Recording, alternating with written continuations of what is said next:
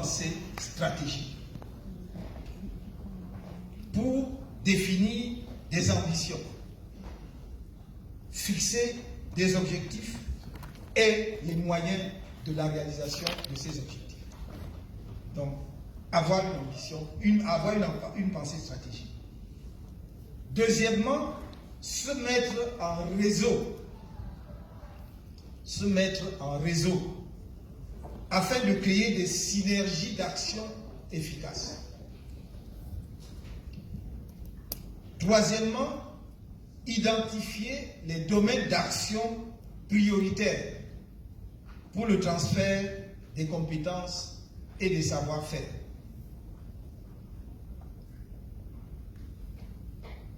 Transfert des compétences et des savoir-faire indispensable pour accélérer le développement de l'Afrique et la doter de capacités d'autonomie stratégique.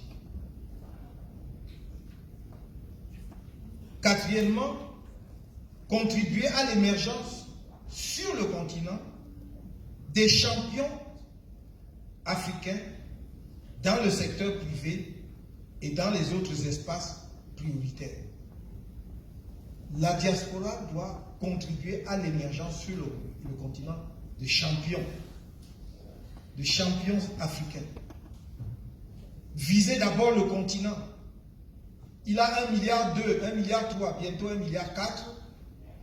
Certes, son pouvoir d'achat est encore faible, mais il y a une classe moyenne montante. Si vous anticipez sur 10 ans, vous allez voir que viendra à maturité 200 à 300 millions d'Africains qui ont un pouvoir d'achat conséquent, c'est-à-dire constitutif d'une classe moyenne. C'est important parce que même la Chine, aujourd'hui, n'a pas plus de 3 à 400 millions de classe moyenne.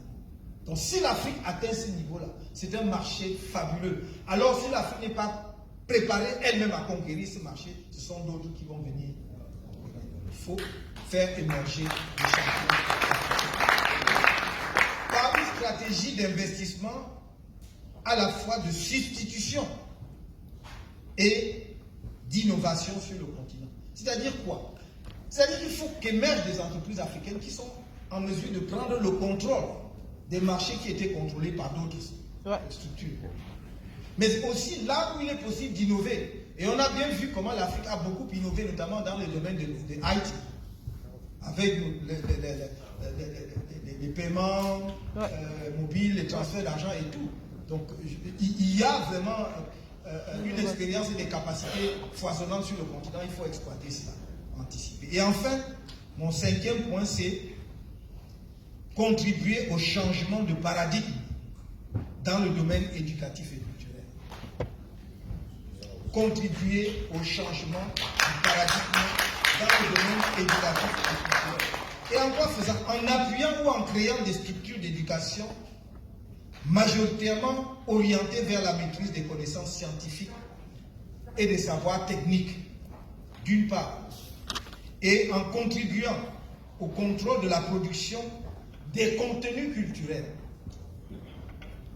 Les artistes, je sais qu'il y en a ici, les hommes de culture et autres. C'est fondamental que l'Afrique contrôle la production des contenus culturels, de ces contenus culturels, et aussi des moyens de promotion et de diffusion des cultures et des valeurs africaines. Il est inutile, par exemple, de multiplier des chaînes de télévision sur les mêmes créneaux. Et ridicule de dépendre totalement, je dis bien totalement, des diffuseurs étrangers pour la promotion des contenus culturels africains. Est-ce que c'est faux? Qui fait le cadre chez vous là? Il faut être allé dans quelle école pour faire ça? Vous la diaspora, vous avez l'argent, vous avez le savoir-faire, vous ne faites pas. Vous dites, qu'est-ce qu'il faut faire? Oui, il y a l'État, c'est vrai. On ne peut pas nier cela. Mais il y a aussi, quand même, que nous commençons à apprendre dans nos pays, lorsque l'État n'est pas coopératif, nous commençons à apprendre comment on contourne les obstacles. C'est le rôle de tout être humain. Lorsqu'il est confronté à un défi, c'est un peu comme un cours d'eau. Quand le cours d'eau rencontre un obstacle, on tourne. Donc c'est ce qu'on doit faire. Si nous avons des États ou des gouvernements qui ne sont pas encore prêts, et je crois que la diaspora peut beaucoup faire dans ce domaine. Je vous assure, peut beaucoup faire.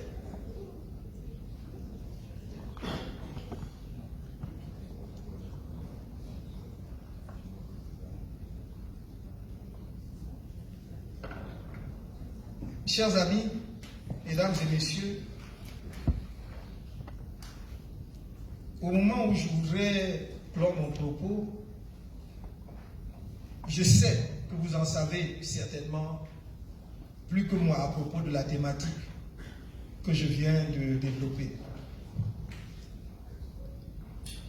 Certaines des problématiques évoquées vous occupent ou vous préoccupent au quotidien. Peut-être sentez-vous parfois découragé face à l'ampleur des difficultés et de la tâche à accomplir, face à la hauteur des montagnes à escalader.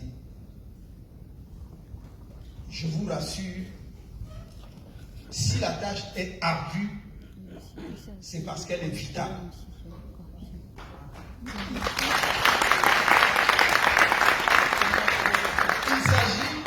Il s'agit en effet ni plus ni moins que de la renaissance, de l'incarnation africaine de notre humanité. Je ne vais pas ici trop m'étendre pour rappeler ce que tout le monde sait aujourd'hui, que l'Afrique, berceau de l'humanité, porteuse de brillantes civilisations, l'on a voulu occulter.